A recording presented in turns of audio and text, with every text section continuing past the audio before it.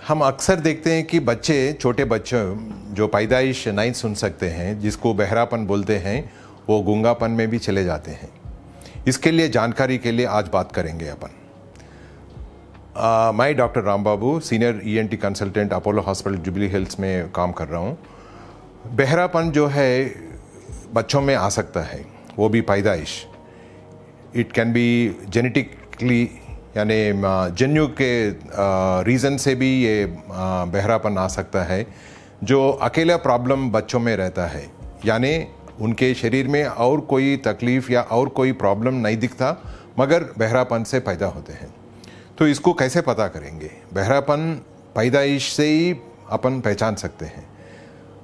समझो एक ही दिन में जो पैदा हुआ है वो बच्चों में भी बहरा है या नहीं, छोटे टेस्ट जिसको OAE बोलते हैं, ऑटो एकॉस्टिक एमिशन के जरिए वो सुन सकते हैं या नहीं सुन सकते हैं, पहले दिन ही अपन बता सकते हैं।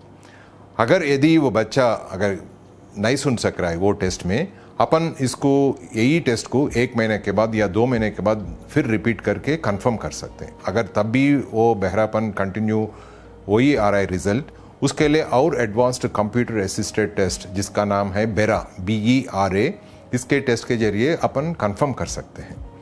ये सब क्यों पता करना है? क्योंकि ये बहरापन जो है, जब बच्चा बहरापन रहता है तो बोल नहीं पाता है, बोलना सीख नहीं पाता है, क्योंकि ब्रेन के अंदर जो आवाज़ जाती है, यानी साउंड सिस्टम जो कान के जरिए ब्रेन के अंदर जाती है, जब वो बोलना भी वो ऑटोमेटिकली सीखना शुरू हो जाएगा।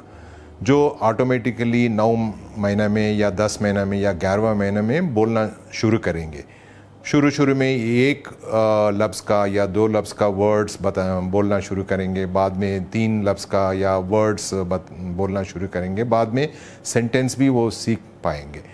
अगर सुनने में पहले ही से प्रॉब्लम है तो वो कोई भी अटेम्प्ट नहीं करेंगे, मगर कुछ साउंड्स करेंगे, वो साउंड्स कोई माने नहीं रहता है, जिसका कोई, यानी ऑर्डिनरीली अपन सोचते हैं कि फर्स्ट वर्ड मामा बोलते हैं या ताता बोलते हैं, ये 2 वर्ड्स भी बोलना बहुत मुश्किल हो जाएगा। वो सिंपली कुछ साउंड करेंगे मगर बोल नहीं पाएंगे। तो ये प्रॉब्लम बहुत गहरेपन से देखना चाहिए। हर एक पेरेंट्स का जिम्मेदारी बनता है कि उनका जो बच्चा पैदा हुआ है वो सुन सक रहे हैं या नहीं सक रहे हैं, वो प्रॉपर टेस्टिंग के जरिए कंफर्म कर लेना चाहिए। क्योंकि ये जो साइलेंट प्रॉब्लम है, जब 1 साल तक बच्चा नहीं सुन पाएगा तो बोल नहीं पाएगा, तो अपन उस टाइम पे भी रिएक्ट नहीं कर पाएंगे, तो वो बहुत मुसीबत से गुजरेगा। जैसा वो बोल नहीं पाएगा, उसके साथ उसका मेंटल फैकल्टीज़ भी डेवलपमेंट में बहुत डिले हो जाएगा।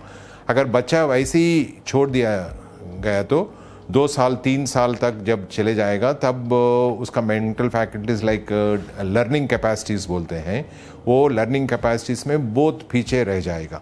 जैसे एजुकेशनल लर्निंग है, सोशल स्किल्स है, दूसरे बच्चों से मिलना और कम्युनिकेशन जो भी मेथड्स है, वो सब में वो पीछे रह जाएगा। एंड जिसके लिए अपन गूंगा बोलते हैं या डम बोलते हैं या म्यूट बोलते हैं। तो ये प्रॉब्लम जो है, अगर पहले ही अपन पता कर सकते हैं जो प्रॉपर टेस्ट के जरिए, इसके लिए प्रॉपर रेमेडीज़ भी है।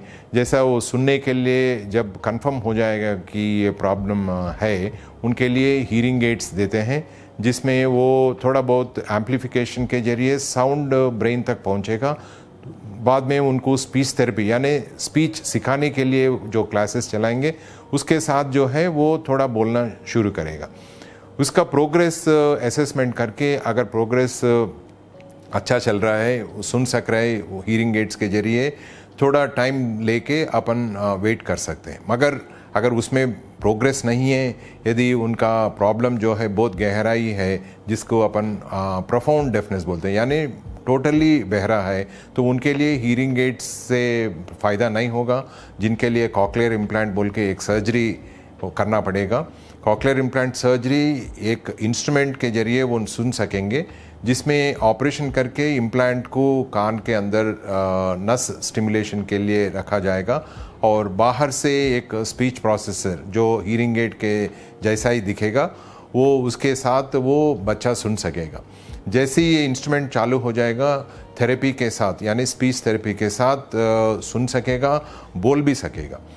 अगर बच्चे लोग में अगर 1 साल या 2 साल के अंदर अगर ये कॉक्लियर इम्प्लांट सर्जरी अगर हो जाता है तो 1 ईयर के अंदर यानी 2.5 साल आने तक वो बच्चा जो नॉर्मल बच्चा पैदा हुआ है, नॉर्मल सुनने का और नॉर्मली जो बात करने का बच्चा है, उसके सेम यानी सिमिलर डेवलपमेंट में आ सकता है और स्कूल भी जा सकता है। स्कूल में भी, एजुकेशन में भी ही कैन परफॉर्म वेल और आगे जाके हर एक उसका सोशल स्किल जो है एकदम नॉर्मल के जरिए रहेगा। तो कॉक्लियर इम्प्लांटिक सर्जरी के बाद बच्चा जो है अपन को एकदम नॉर्मल दिखेगा, नॉर्मल डेवलपमेंट में चले जाएगा, हर एंगल में, हर स्फीयर में वो नॉर्मल चाइल्ड के साथ compete भी कर सकता है। तो आजकल ये जो टेक्नोलॉजी जो है, जो कॉक्लियर इम्प्लांट का टेक्नोलॉजी बहुत बेनिफिट है। इट्स ए मेडिकल मार्वल और एक मिरेकल जैसा काम करता है, जिनमें वो पैदाइश बहरापन से रहते हैं और जो पेरेंट्स के लिए तो ये एक बून है। ये इसके ज़रिए वो उनके बच्चे फिर बात करने में या उनसे कम्युनिकेशन करने में तो वो बहुत हैप्पी मोमेंट्स एक्सपीरियंस कर सकते हैं। और ओवरऑल कॉक्लियर इम्प्लांट सर्जरी बहुत सिंपल सर्जरी है, मगर उसके लिए थेरेपी और प्रैक्टिस करना जो है बहुत इम्पॉर्टेंट है। तो उसके बाद जो है चाइल्ड एकदम नॉर्मल भी रहने का बेनिफिट मिलेगा उनके लिए। Thank you.